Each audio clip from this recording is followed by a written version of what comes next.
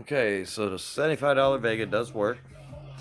Sold prefab. It was a 2 cubic foot for 212 sealed. 4-year-old granddaughter here. I'm turning her into a base head young.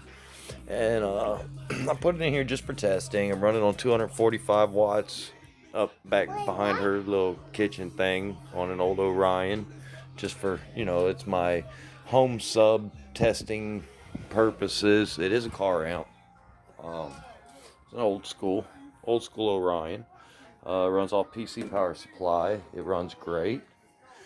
Little 245 watt amp. It's cool. The two chambers were divided. Like I said, it was a sealed box. I took and cut a big opening out of the divider and left material about 3/4 inch all the way around, 3/4 inch down, so that it leaves a brace. And I covered the hole with this plywood plate and put a 10-inch long 4-inch port in it, tuned it to 36 hertz. And even though I'm not giving it much power right now, I can tell you the stroker seems to like this 2 cubes with 36 hertz port. I probably when I build the new box, the real box for it, 'cause this is just a test box really. I mean, I run subs in it every once in a while, but just until I get a new box built. This was just, I keep this box laying around for when I get a sub in that ain't got no box. I want to know is it good or bad. I pop it in this little, it's just something to hang around for testing purposes. I make plates like this and put ports in them so I can change them out to different tunings, and I make plates for different size subs. My box for 15s finally fell apart. Um, but I started with a box for 15s, and I cut a plate for 12s, and I cut a plate for 10s, and I got a box for 12s, and I cut a plate for 10s, and I cut a plate for 8s, and just cover the whole stick sub in it, see is it good or not. That's all this is. But yeah, I got this sub $75. As you can see, the surround is scuffed up. Everybody kept telling me it was gonna need recomb because the surround looked really bad in photos. I've cleaned it up some, just taking like this spot right here, stuff like that. But this is as deep as it went. That's all that came off of that. And that right there makes it look awful in the photos from before I bought it. But turns out the old sub is actually in great shape. The guy ran it for about a week. He realized that sitting behind the seat of his truck, it was getting all scuffed up years ago, and he pulled it out.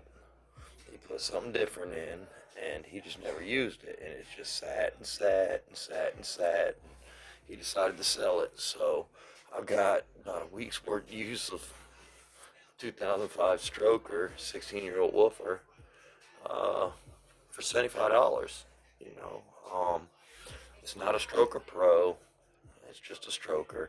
I actually would prefer this over Stroker Pro, and everybody says you're crazy. Stroker Pro's 4-inch coils and rated for more power. Well, the 4-inch coil Stroker Pro is only rated for uh, 250 watts more per coil, so 500 watts more. This is rated 2000 RMS. The Stroker Pro is rated 2500 RMS. I mean, come on, 500 watts in the if you ask me, the regular stroker, just sounds better than the Stroker Pro, and I'm really a more sound quality than anything. I do like lows, but sound quality versus whatever. I mean, I gotta push on it, move it. It's still sort of stiff. And, I've ran various brands. I love old school. I've got a lot of old school subs around. JBL K2 up there, HX2 there. I got another HX2 around here somewhere. An old blown diamond. That was a great sub. Somebody dropped it and shifted the motor in it. And yeah. The Sherman Vega boxes down there have 1986 pile driver uh, 12s in it that are still running on factory soft parts, factory suspensions. So I got lots of old school. So when you guys see old school stuff, don't assume that it ain't no good just because it's old, or it's going to have to be recombed for it can be used, because I hit those with 110 JVC watts every day off that 5.1 there. Those and them Pioneer CSVs up there. So, but yeah, this was that $75 stroker that everybody kept telling me was going to need reconed, and she plays great. She sounds great. It's just now it's down to box and install. Well, chill later, folks. Peace.